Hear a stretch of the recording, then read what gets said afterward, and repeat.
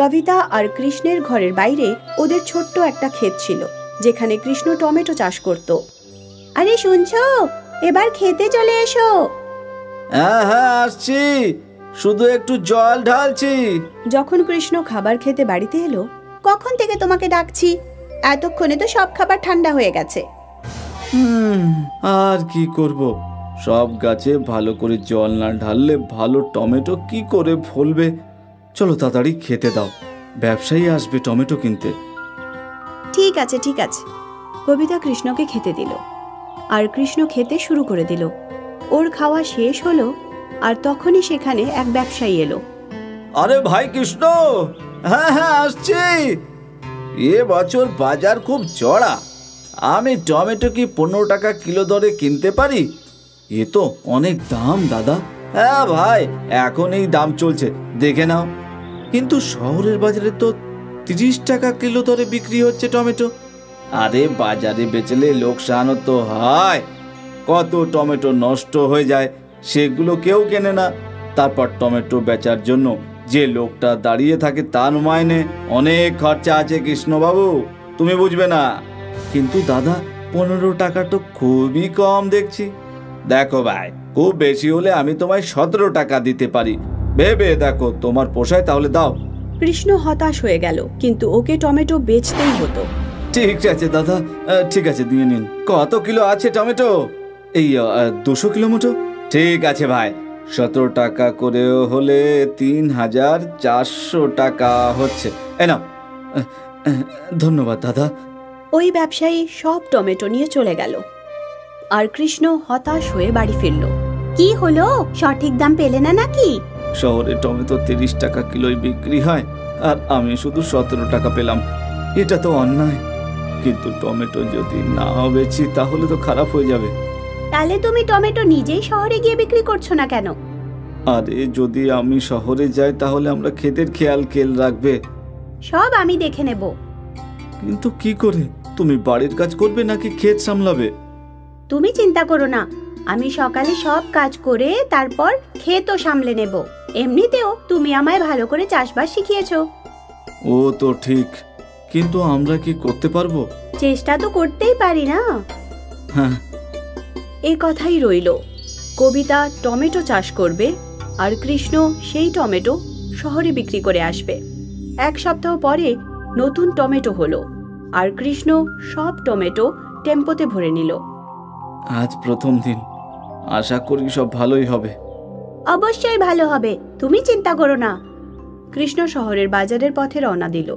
সেখানে পৌঁছে সে টেম্পোতেই টমেটো বেচা শুরু করে দিল। আরে নাও নাও, তাজা তাজা টমেটো, তাজা রসালো লাল লাল টমেটো, এই নাও নাও নাও, মাত্র 30 টাকা কিলো। 30 টাকা কিলো। 30 টাকা কিলো? হ্যাঁ দিদি।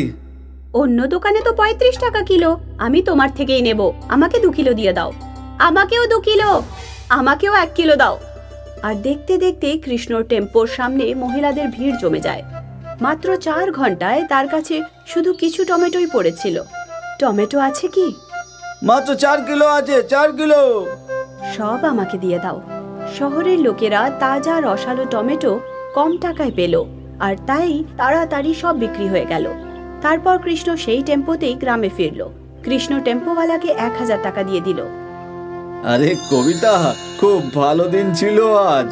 সব টমেটো বিক্রি হয়ে গেছে নাকি? হ্যাঁ, সব বিক্রি হয়ে গেছে। সব মিলিয়ে 250 কিলোর জন্য 7500 টাকা পেয়েছিলাম। 1000 টাকা টেম্পোওয়ালাকে দিয়েছি, তাহলে রইল 6500 টাকা। বাহ, আজ তো খুব মজা পেলাম। এ তো দারুণ ব্যাপার। আজ আমি একটা জিনিস দেখলাম, যে শহরের মহিলারা টমেটো কেনার সময় শুধুমাত্র লাল লাল টমেটোই বেছে নেয়। তাহলে আমাদের কিছু একটা করতে হবে টমেটোগুলোকে আরো লাল করার জন্য। ইউটিউবে খুঁজবো, কিছু না কিছু নিশ্চয়ই পাওয়া যাবে। কৃষ্ণ ইউটিউব সার্চ করলো, আর সে একটা ভিডিও পেল। তাহলে এই পাউডারটা ছড়াতে হবে টমেটো গাছে। হ্যাঁ, এটা কোথায় পাওয়া যাবে? শহরে কোথাও না কোথাও তো পাওয়া যাবেই। ঠিক আছে, কাল তুমি চলে যাও আর খুঁজে নিয়ে এসো। ঠিক আছে। পরের দিন কৃষ্ণ শহরে এলো, আর ওই ফার্টিলাইজারটা কিনে নিল। দাদা, এর থেকে কোনো ক্ষতি হবে না তো? আরে দাদা, বেশি ঢেলে দেবেন না, যতটা প্যাকেটে লেখা আছে ততটাই দেবেন। হ্যাঁ হ্যাঁ, ঠিক আছে। কৃষ্ণ ওই কেমিক্যাল ফার্টিলাইজারটা নিয়ে নিজের বাড়ি ফিরল। কবিতা ওর অপেক্ষা করছিল। এই নাও কেমিক্যাল ফার্টিলাইজার, যতটা মাত্রা লেখা আছে না ওখানে ততটাই দেবে, একটুও বেশি নয়। এই কেমিক্যাল ফার্টিলাইজারের ফলে নতুন নতুন টমেটো হবে। তার মানে আকারেও বাড়বে? হ্যাঁ, খুব ভালো কথা। পরের দিন কৃষ্ণ নিজের টমেটোর ক্ষেতে সেই কেমিক্যাল ফার্টিলাইজার দিল। দেখো কবিতা, আমাদের ক্ষেতের জন্য মাত্র 2 মুঠো কেমিক্যাল ফার্টিলাইজারই যথেষ্ট। ঠিক আছে, আমি মনে রাখবো। ফার্টিলাইজার দেওয়ার কিছুদিন পরেই ক্ষেতে বড় বড় লাল রসালো টমেটো হয়েছিল। এই কেমিক্যাল ফার্টিলাইজারটা তো দারুণ জিনিস। দেখো দেখো কত বড় বড় টমেটো হয়েছে এবার, প্রায় 350 কিলো টমেটো তুলেছি। বাপ রে, আমাদের তো অনেক মুনাফা হবে, তাই না? হ্যাঁ, চলো এবার আমি শহরে যাই এগুলো বেচার জন্য। তুমি ওই ফার্টিলাইজারটা জলে গুলিয়ে ছিটিয়ে দিও, কিন্তু মাত্রা মনে রেখো। হ্যাঁ হ্যাঁ, একদম। কৃষ্ণ সব টমেটো টেম্পোতে ভরে নিয়ে চলে গেল। এদিকে খেতে কবিতার ফার্টিলাইজার দেওয়ার কথা। 2 মুঠোতে এত ভালো টমেটো হয়েছে, আমি আরো 1 মুঠো মিশিয়ে দেব, তাহলে এর চেয়েও ভালো ফসল হবে। কবিতা 3 মুঠো ফার্টিলাইজার জলে গুলে গাছের ওপর ছড়িয়ে দিল। পরের ফসল আগের টমেটোগুলোর চাইতে আরো বড় ছিল। বাহ বাহ, এ তো অদ্ভুত জিনিস। এরপর কি হলো? কবিতা সব সময় প্রয়োজনের চেয়ে বেশি ফার্টিলাইজার জলে মিশিয়ে গাছের ওপর ছড়াতে লাগলো। আমাদের কিছুদিনের জন্য ফার্টিলাইজার দেওয়া উচিত না। কিন্তু কেন? কারণ অতিরিক্ত ফার্টিলাইজারে গাছ এবং মাটি দুটোরই ক্ষতির আশঙ্কা রয়েছে। এতে আবার কি ক্ষতি হবে? এ তো দারুণ জিনিস। কবিতা, প্রয়োজনের তুলনায় বেশি কোনো জিনিস ক্ষতিকারক হয়। তুমি আগামী 2 বার ফসলে কেমিক্যাল ফার্টিলাইজার ঢেলো না। ঠিক আছে, যেরকম তুমি বলো। কবিতা কৃষ্ণকে বলে তো দিয়েছিল, কিন্তু মনে মনে ওর আরো কেমিক্যাল ফার্টিলাইজার ব্যবহার করার ইচ্ছে ছিল। আর তাই কৃষ্ণর বারণ করা সত্ত্বেও কবিতা গাছগুলোর ওপর কেমিক্যাল ফার্টিলাইজার ছড়ালো। পরের ফসলে অন্যবারের মতোই বড় বড় টমেটো হলো। কৃষ্ণ দেখে অবাক হয়ে গেল। এই টমেটোগুলো এত বড় কি করে হলো? তুমি কোথাও কেমিক্যাল ফার্টিলাইজার ছিটিয়ে দাওনি তো? না, আমি তো সেটাইনি। হতে পারে আগের বারের কেমিক্যালের ফলেই হয়েছে। হ্যাঁ, হতেও পারে। কবিতা কৃষ্ণকে মিথ্যে বলে বলে গাছে কেমিক্যাল ফার্টিলাইজার দিতে থাকলো। কবিতার মাথায় বেশি মুনাফার লোভ ছিল। কয়েক মাস পর্যন্ত সবকিছু ঠিক ছিল, কিন্তু আস্তে আস্তে টমেটোর কিছু গাছ মরতে শুরু করলো। আরে রে রে, এ কি হলো? এ কি হলো? কাল অব্দি তো ঠিকই ছিল। হয়তো কেমিক্যাল ফার্টিলাইজারের জন্যই এমন হয়েছে। আমি এই গাছগুলো তুলে দিচ্ছি, এখানে নতুন গাছ লাগিয়ে দিই, না হলেই গোটা খেতে ছড়িয়ে যাবে। ঠিক আছে। কৃষ্ণ মৃত গাছগুলোকে তুলে সেখানে নতুন গাছ লাগালো, কিন্তু পরের দিন সেই গাছগুলোও মরে গেল। হে রাম, এসব কি হলো? এগুলো এভাবে কেন মরে যাচ্ছে?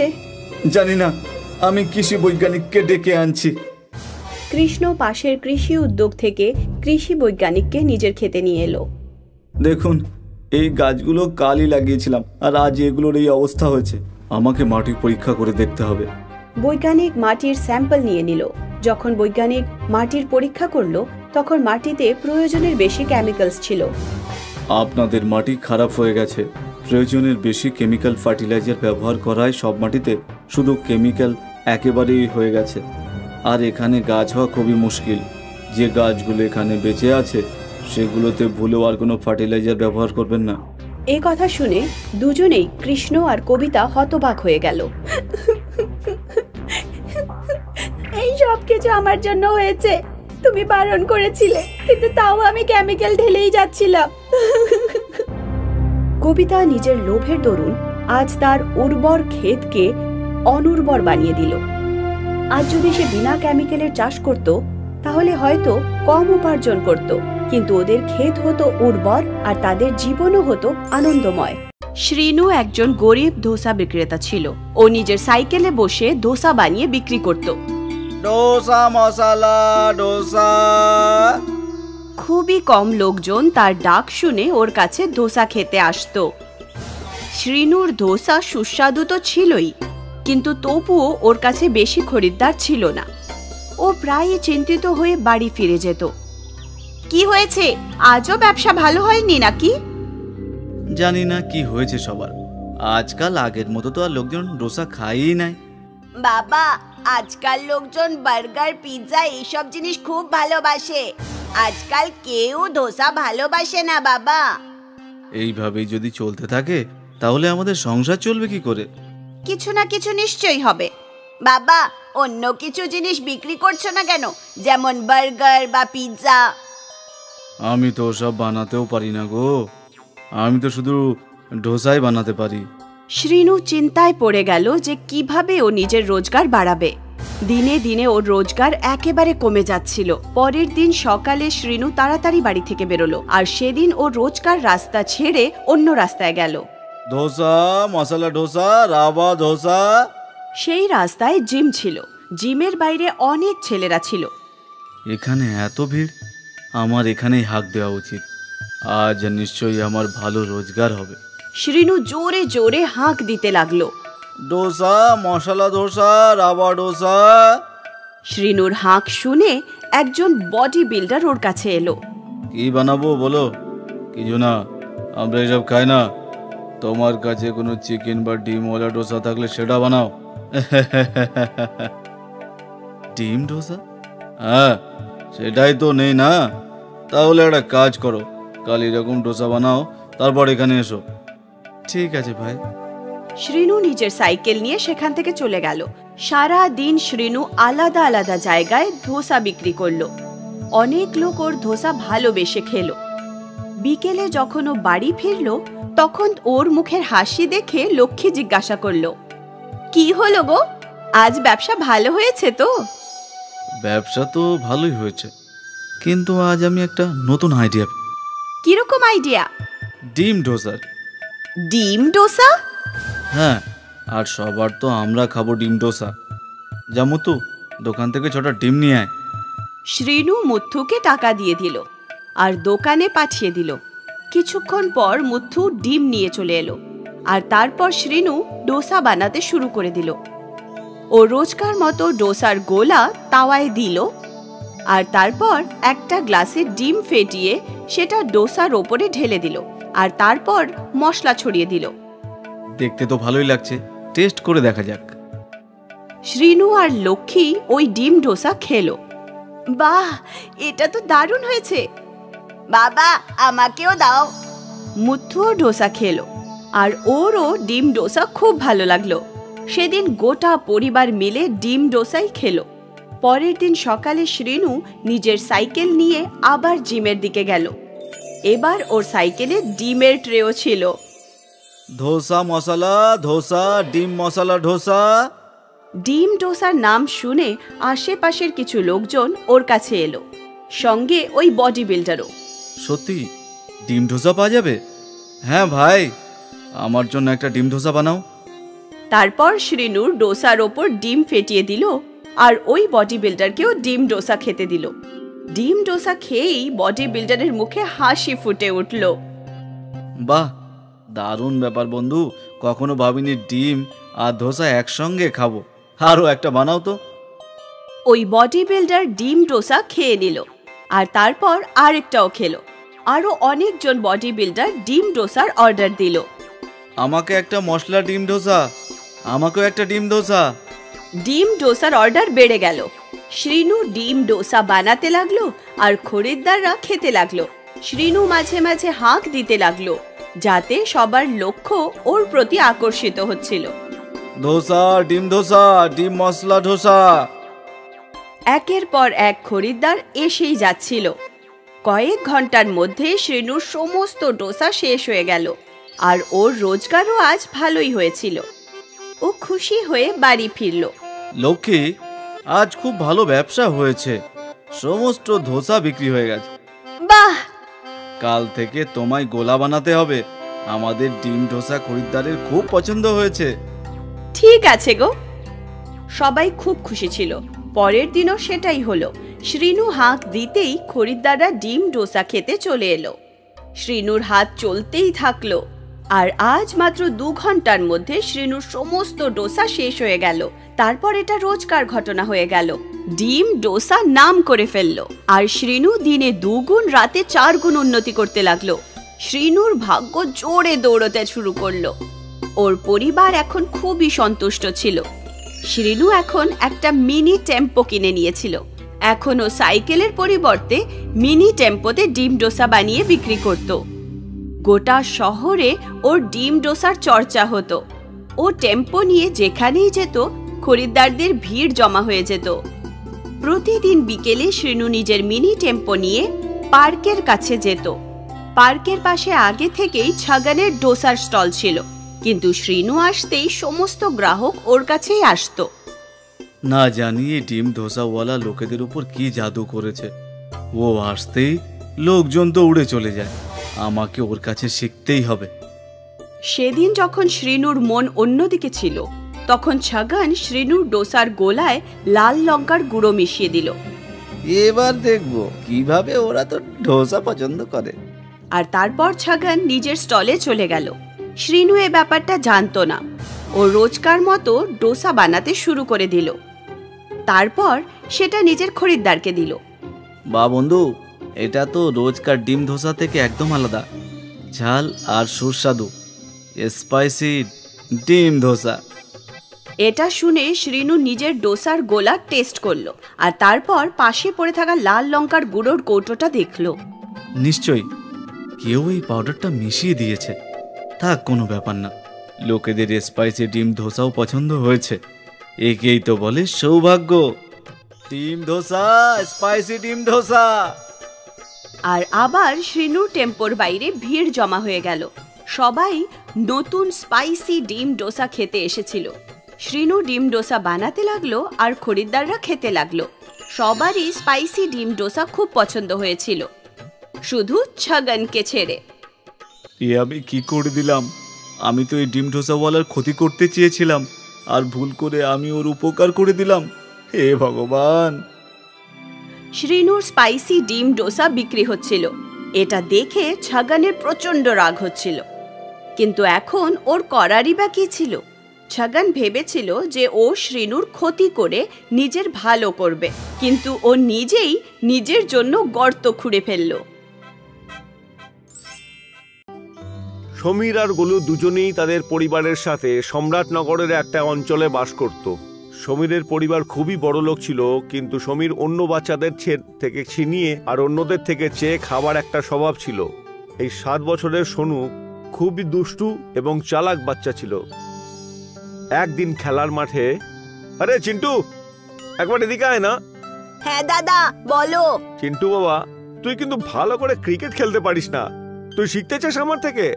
হ্যাঁ দাদা, আমি তোমার কাছে শিখতে চাই। যদি শিখতে চাস তাহলে প্রথমে আমাকে চিপস খাওয়া, তারপর শিখবি।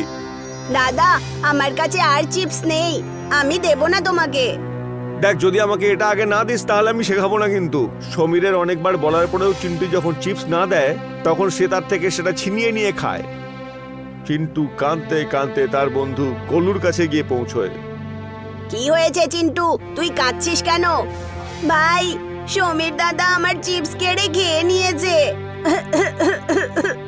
তুই কাঁদিস না, চল আমরা সব বন্ধুরা মিলে ওই সমীর দাদাকে শিক্ষা দিয়ে আসি। হ্যাঁ চিন্টু, কাঁদিস না, আমরা আছি তো। চিন্টুর সমস্ত বন্ধুরা মিলে সমীরের কাছে গিয়ে বলতে থাকে, দাদা, তুমি আমার বন্ধুর চিপস কেন খেলে? হ্যাঁ ভাই, তুমি আমাদের বন্ধুকে কেন কাঁদিয়েছো? ওর চিপসটাকে ফিরিয়ে দাও। তোমরা পাগলের মতো কথা বলে চলেছো। আমি কোনো ওর থেকে চিপস কিছু খাইনি। তুমি মিথ্যে কথা বলছো কেন? তুমিই ওর চিপস খেয়েছো। তোমাদের কাছে কোনো প্রমাণ আছে কি যে তুমি আমাকে মিথ্যা কথা বলছো? চলো পালাও এখান থেকে, নাহলে আমি তোমাদের সবাইকে মারবো কিন্তু। যাও, বেরো। সমীর সব কটা বাচ্চাদের ভয় পাইয়ে বের করে দেয়। সবাই সেখান থেকে চলে যায় এবং গিয়ে চিন্টুকে থামতে বলে। চিন্টু, তুই মন খারাপ করিস না রে ভাই, আমি চিপস আনছি, তুই তার থেকে খেয়ে নিস। হ্যাঁ ভাই, গোলু ঠিকই বলছে, আর আমরা কিন্তু সামনের বার সমীরকে গিয়ে বলবো। সমীর আর গোলু তারা নিজের বাড়ি ফিরে আসে। গোলু বাড়ি ফিরে তার মাকে সমস্ত ঘটনা বলে। তো তার মা তাকে বোঝায় যে যদি সমীর তার সাথে এরকমটা করে তাহলে সে যেন তাকে না ছাড়ে। আমি একদম এরকমই করব। সোনা, অন্যায়ের সামনে কখনো মাথা নত করিস না।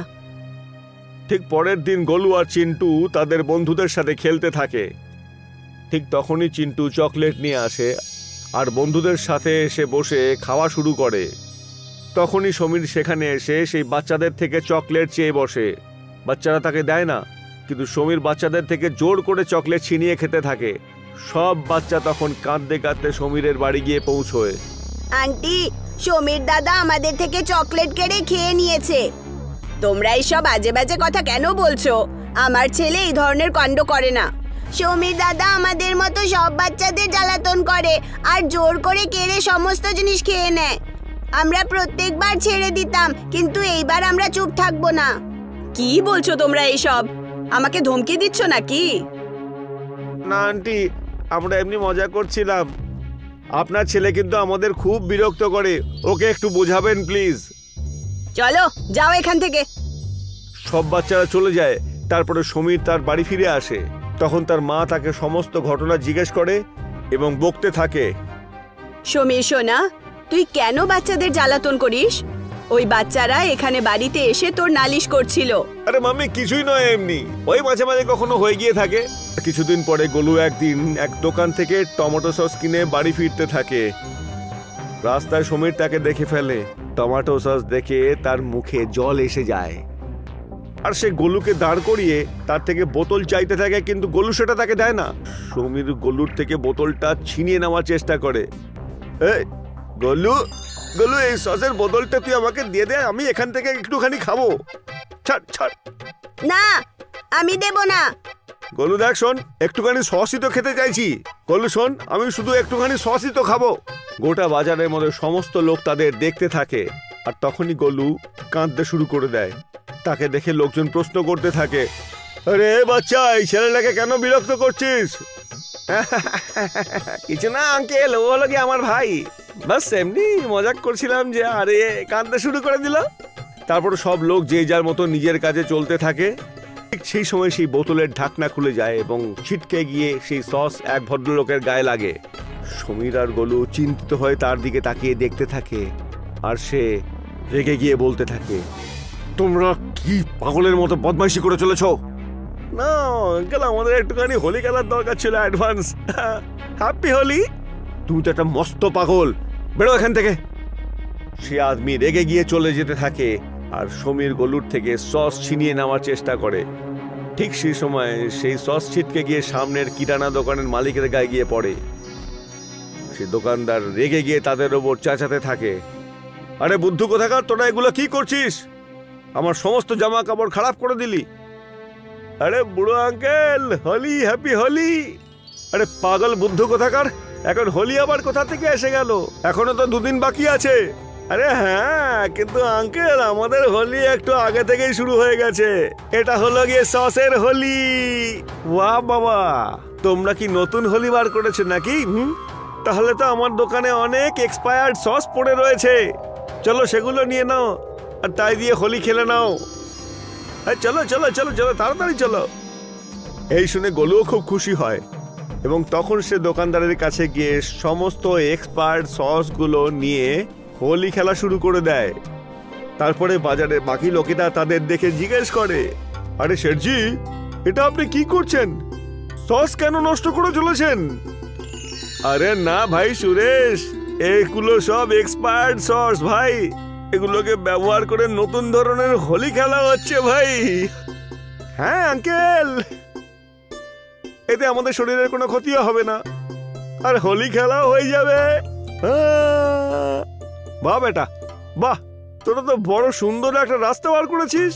দাঁড়া, আমি আমার দোকান থেকে এক্সপায়ার্ড হওয়া সসের বোতলগুলো নিয়ে আসছি। হ্যাঁ আঙ্কেল, নিশ্চয়ই নিয়ে আসুন। তাদের এরকমটা করতে দেখে সমস্ত দোকানদার তাদের দোকান থেকে যত এক্সপায়ার্ড বোতল ছিল সসের নিয়ে এলো আর বাজারের একটা খালি জায়গায় সসের একটা পুকুর বানিয়ে তার মধ্যে হোলি খেলা শুরু করে দেয়। আরে আপনাদেরকে অনেক অনেক ধন্যবাদ, কত মজার ব্যবস্থা করে দিলেন। আরে ভাই, ধন্যবাদ তো তোমাকে যে তুমি এত মহান একটা কাজ করেছো যাতে আমাদের সসগুলো ব্যবহার হয়ে গেল আর আমরা এত আনন্দও করতে পারলাম। সস হোলি, হোলির আগে 2 দিন ধরে খেলা হলো পুরোপুরি। গোটা মিডিয়ায় প্রচার করা হলো, যাতে বহু দূর দূর থেকে লোকজন এসে সেই হোলি খেলায় সামিল হলো এবং প্রচুর আনন্দ করলো। মিডিয়ার থেকে লোক এসে সমীর আর গোলুর ইন্টারভিউও নিল। এর মাধ্যমে সমীর তার নিজের ভুল বুঝতে পারলো। তারপর থেকে সে বাচ্চাদের কখনো আর বিরক্ত করেনি এবং গোলুর সসের পয়সাও ফেরত দিয়ে দিয়েছিল।